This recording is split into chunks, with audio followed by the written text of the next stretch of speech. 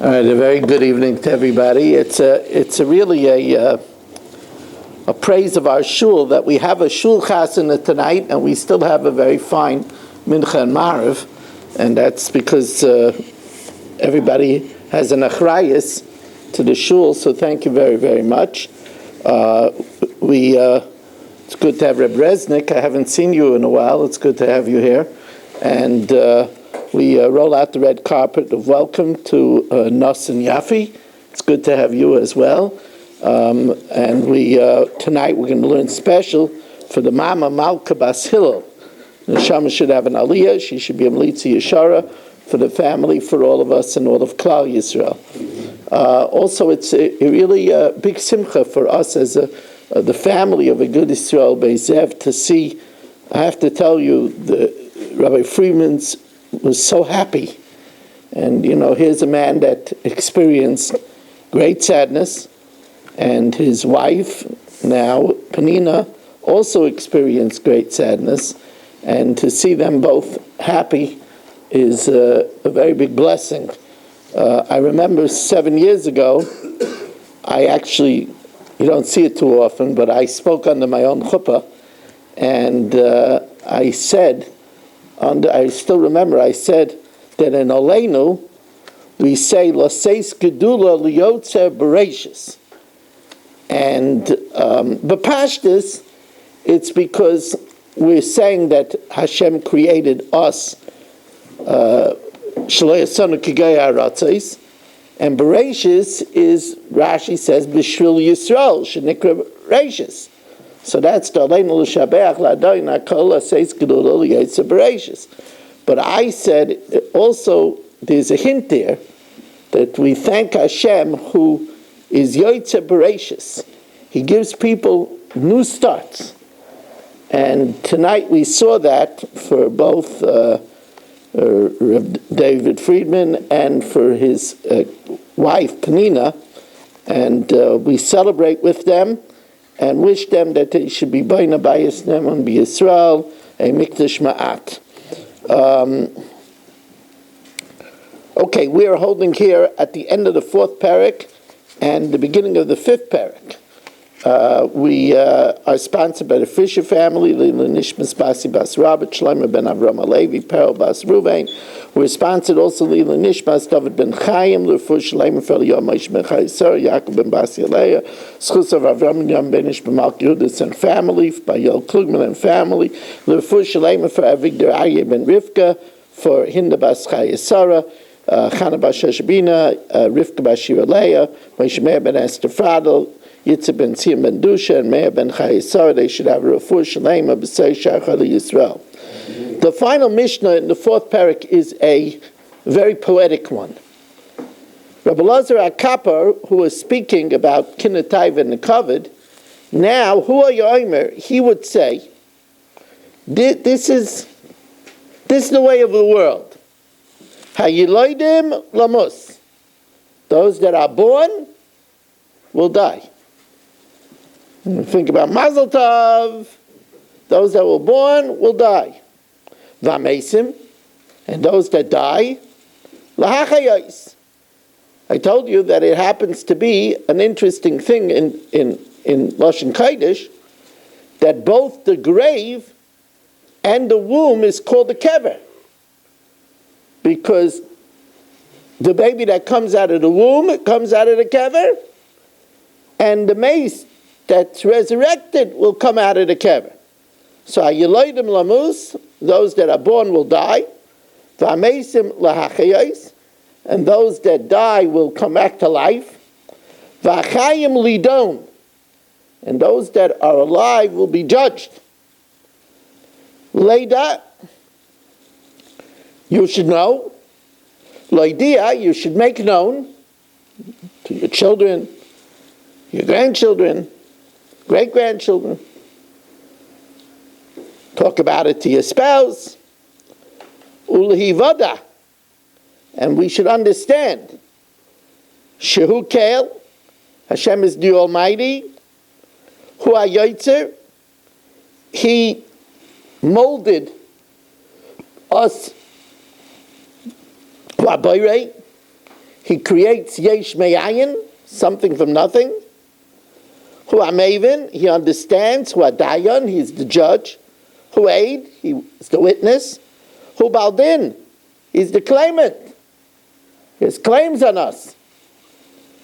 Hu asid ladain, and he's destined to judge us.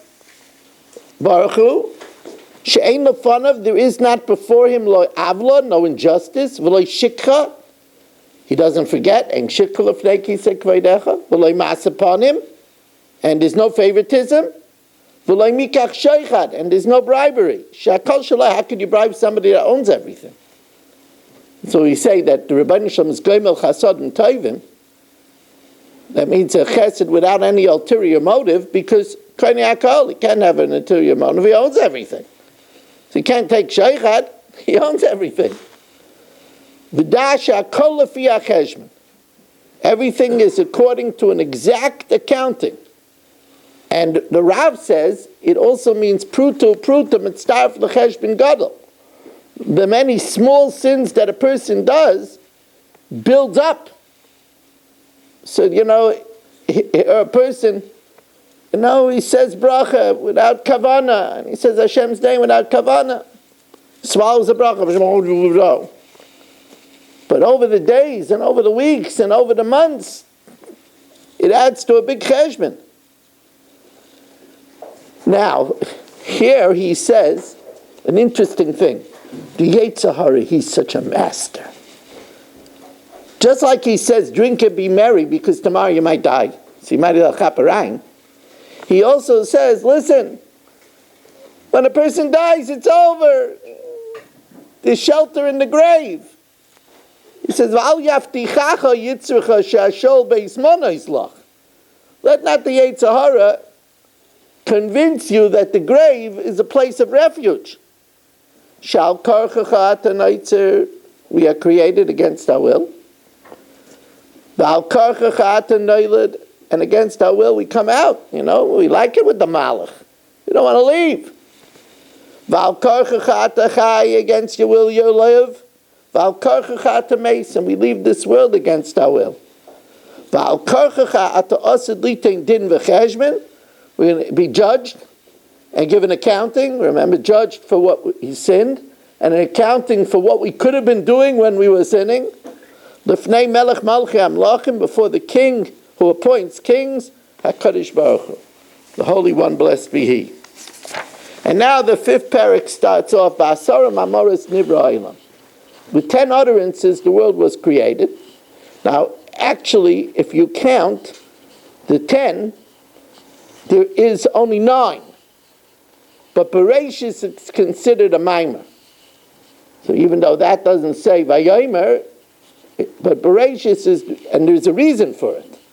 Rav Lau, in his Pirush on Pirkei Avos, says very simply that before anything was created, there was no one to talk to. So he couldn't say Vayomer. Vayomer or V'yidaber is only if there's somebody to talk to. Before anything was created, you can't say it. So it says Bereshis. But Bereshis is the first maimer, B'dvar Hashem Shemayim Nasu. What do we learn out that there's 10 utterances? So Hashem could have created the whole world with 1 utterance. But he did it with 10. To pay, to punish the wicked. To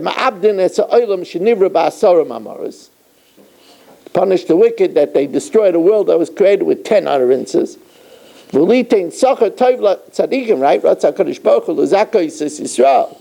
And to give us reward. Here we're learning Torah. Anybody that's learning Torah is a mekayme olam. Because so, and to give, here we're not just getting reward for a world that was created with 1 utterance. We're maintaining, we're upholding a world. I told you once that in Volozhin, they learned around the clock. As a matter of fact, Volozhin had what's called submarine beds. What's that, submarine beds? In a nuclear submarine, if they have 24 people on the ship, I'm just giving an example, let's say 240 people on the ship, they have only 80 beds. Because they have 3 shifts. So 3 people share the bed. They also have an infirmary with beds. But that's how it was in Volozhin. Why did they do that? Because they felt that there has to be learning around the clock. They were Mekaimei Ha'olam. When we learn, and when we daven, which is another pillar of the world, we're being Mekaimei Ha'olam.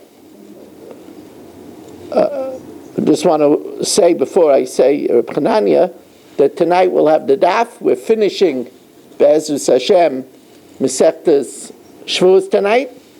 We're going to start Motzei Shabbos Masechtas Avodah Zarah. It's a good time to start. I know people like Rebellia is always looking for a new Aschala. So it's this Motzei Shabbos, a new Aschala, Masechtas Avodah Zarah. Very interesting Masechtas Avodah Zarah. Just don't say that you love Avodah Zarah, but a very interesting Masechta. And we'd love to have you join us. And we say we love the Agadata. You could love the Agadata, you could love me, you could do that, but We do love you. yeah. Rechanani with a kasha amaratz kadosh baruch hu lezaka yis Yisrael fi kachibelem Torah mitzvah shenem adi noi chafetz aman sitkoi yagdel Torah v'yadeh.